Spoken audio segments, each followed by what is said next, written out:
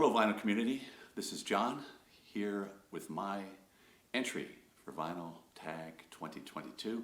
I learned of it from Dillon at Noble Records, who I guess by way of Mazzy's channel has put together a list of 20, and that's where I take my list from. Favorite album purchased in 2021. This one is a Nick Drake compilation called Heaven in a Wildflower. Came out in 1987.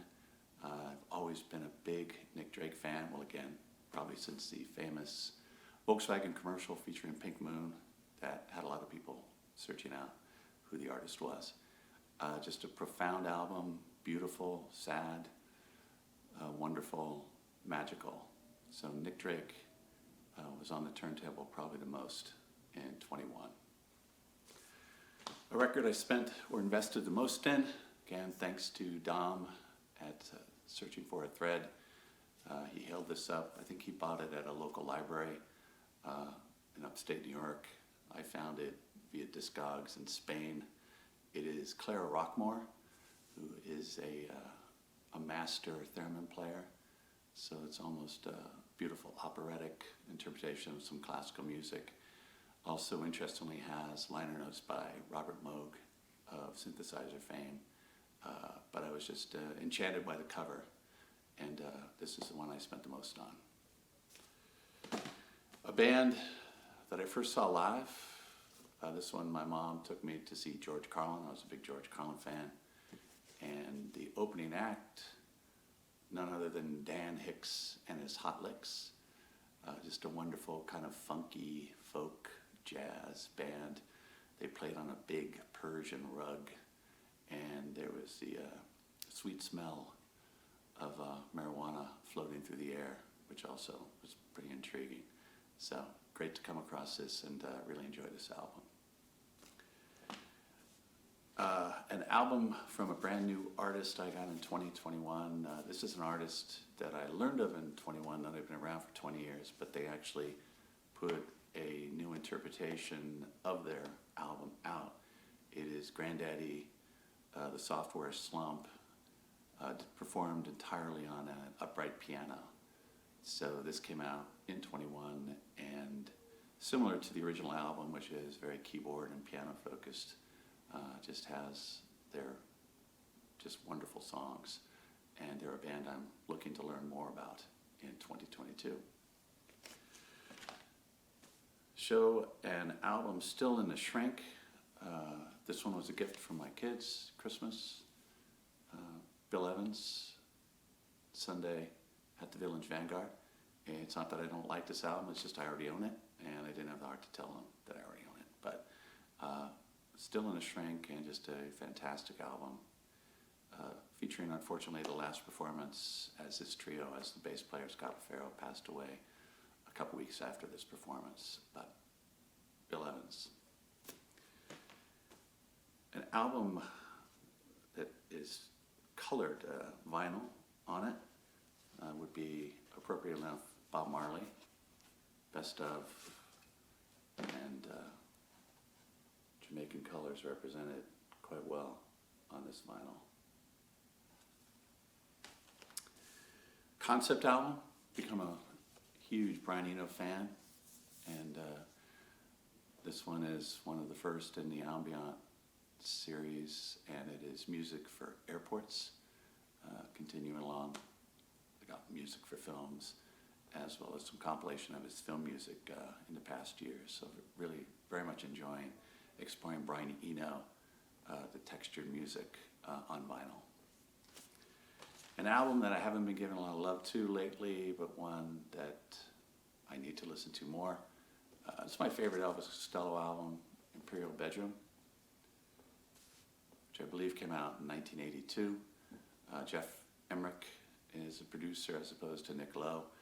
So there's just a much richer, orchestral, dense layering of sound, as well as just a fantastic collection of Elvis Costello tunes. Man at a Time being among my favorite of his works, as well as a terrific cover visually. Live album, Prime, Aretha Franklin, 1971, live at the Fillmore West, San Francisco. King Oliver on saxophone, Billy Preston on keyboards, Ray Charles comes out for a song, and Aretha playing not only her songs, but some covers of Paul Simon, the Beatles. And this is a fantastic album. Highly recommended. As are, feels like most of the Fillmore albums from the Allman Brothers to the Grateful Dead, just come out really, really well. Album from another continent. This one comes from Bali. It is Golden Rain, and it's Balinese gamelan music. Beautiful, percussive, magical, mystical, tribal, ceremonial work.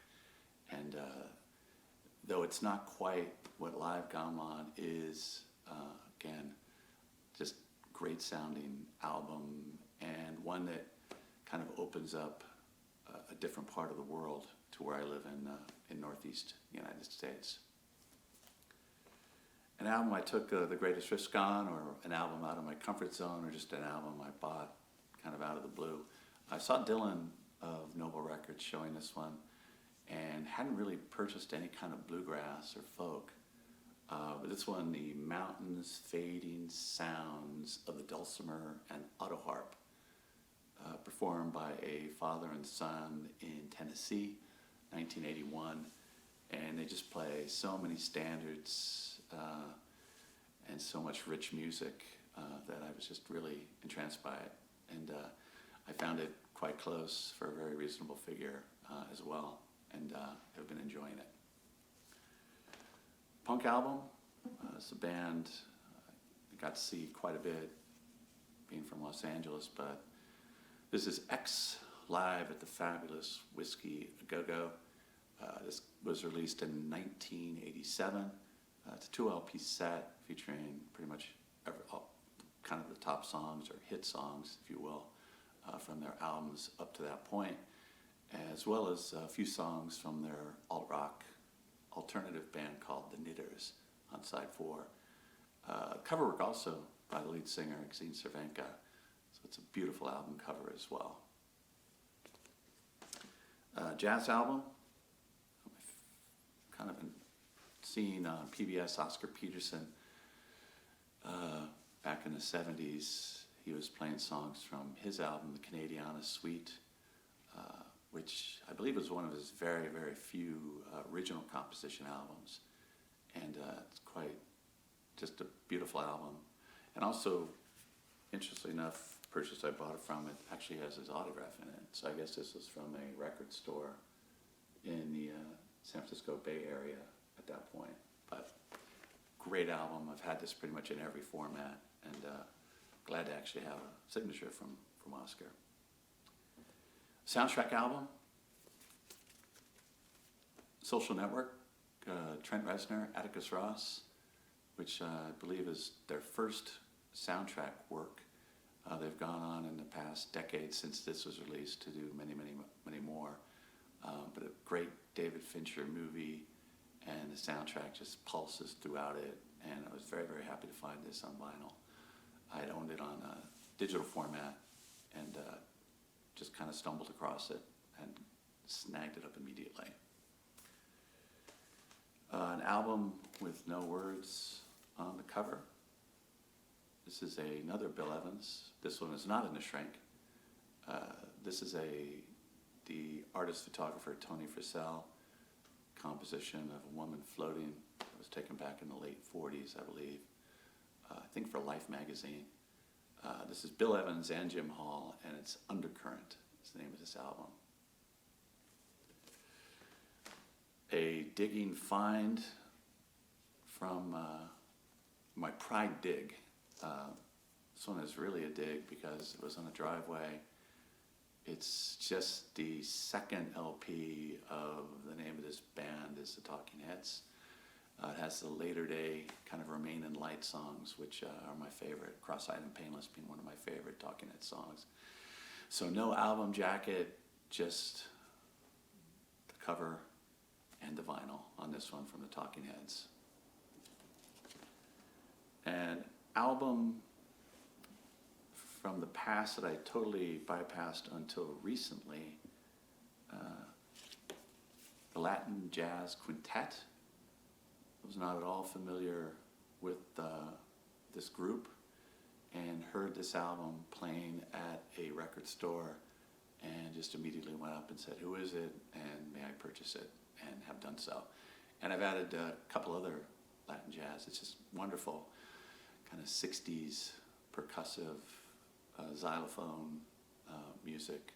I believe in a later album they invited Eric Dolphy to play horn with them as well. But great artists that I was very happy to learn of and be part of my collection.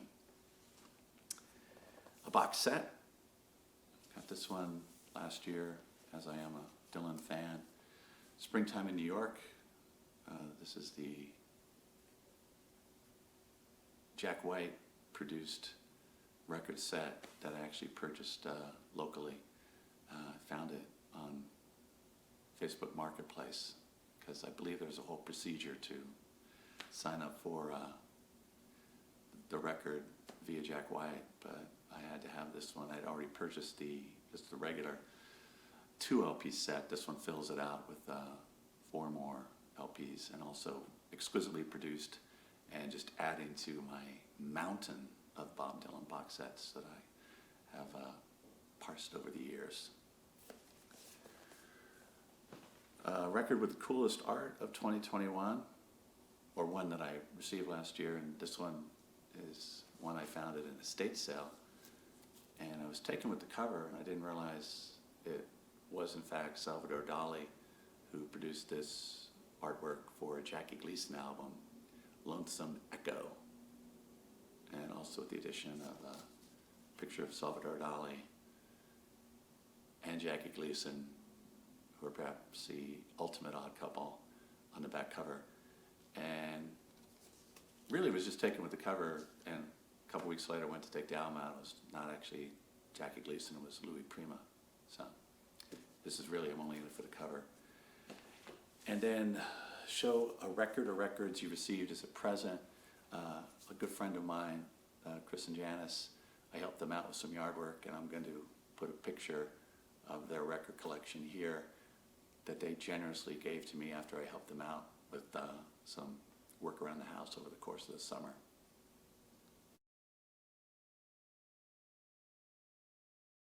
And those are my entries for Vinyl Tag 22.